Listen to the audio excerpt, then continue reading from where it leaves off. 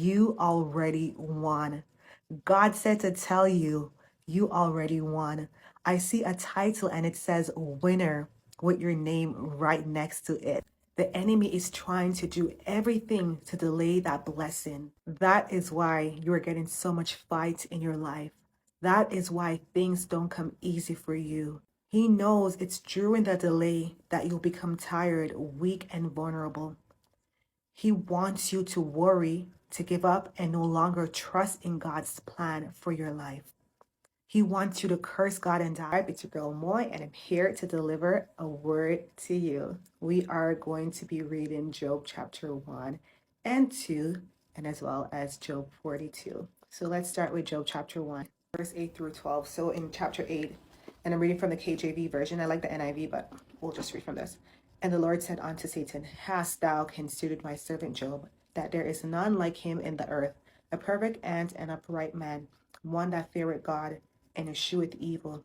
Then Satan answered the Lord and said, Doth Job fear God for naught? Hast not thou made an hedge about him, and about his house, and about all that he hath on every side? Thou hast blessed the work of his hands, and his substance is increased in the land. But put forth thine hand now, and touch all he hath, and he will curse thee to thy face.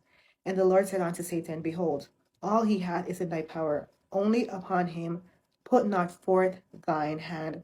So Satan went forth from the presence of the Lord. Let's move on to chapter 2. In chapter 2, verse 3, and the Lord said unto Satan, Hast thou considered my servant Job, that there is none like him in the earth, a perfect and an upright man, one that feareth God and escheweth evil, and still he holdeth fast his integrity. Although thou movest me against him to destroy him without cause. And Satan answered the Lord and said, Skin for skin.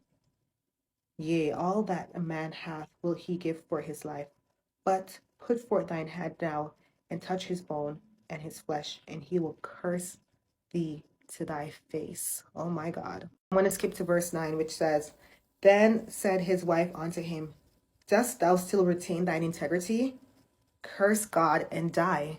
This shows that the enemy will use everyone, including friends, family, your spouse, children, in hopes that they will succeed in convincing you to turn your back on God, to stop believing in him and turn to ungodly things. Job went through it. Job was depressed at a time in his life. He said, I curse the day that my mother gave birth to me.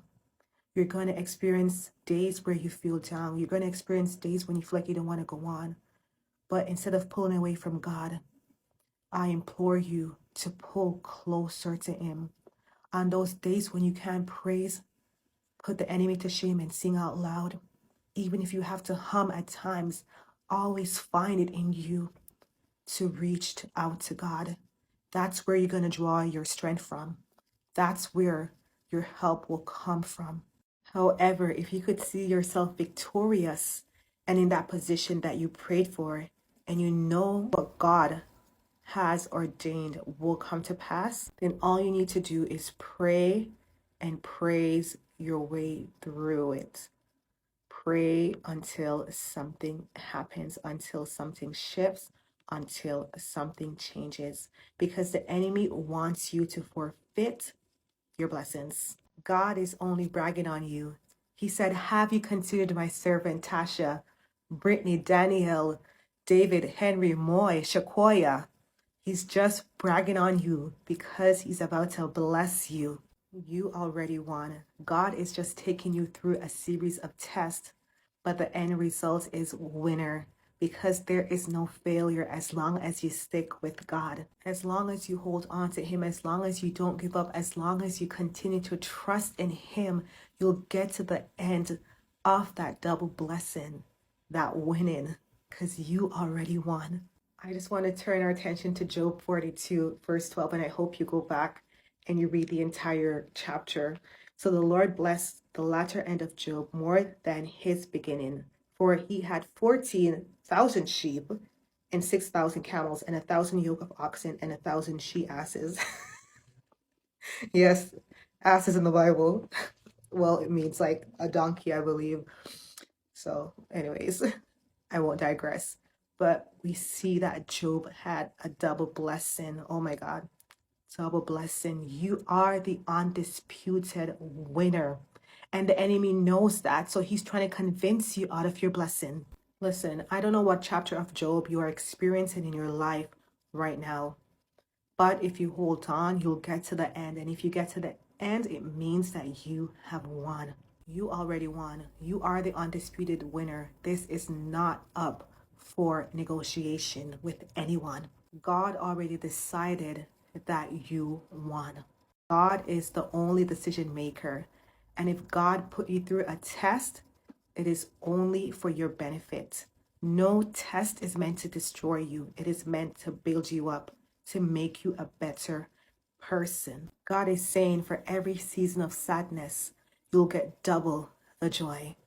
For every season of disappointment, you'll get double the good results. And every failure, you'll get double the winning.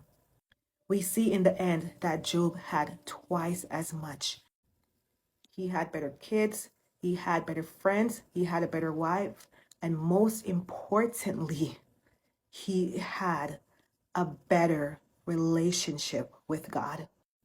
Everything might seem dull right now, but there'll be brighter days ahead. You might have more sorrows than you could bear right now, but you'll have more happy days ahead. You might be crying tears of sadness right now, but soon you'll cry tears of joy. Psalms 30 verse 5 says, weeping may endure for a night, but joy comes in the morning. You are a winner. You have won the race already. You just have to make it to the finish line so that you could reap and experience that blessing. And that reaping of that blessing, that prize is the blessing of the Lord that make rich. And he added no sorrows to it. You already won. Be blessed.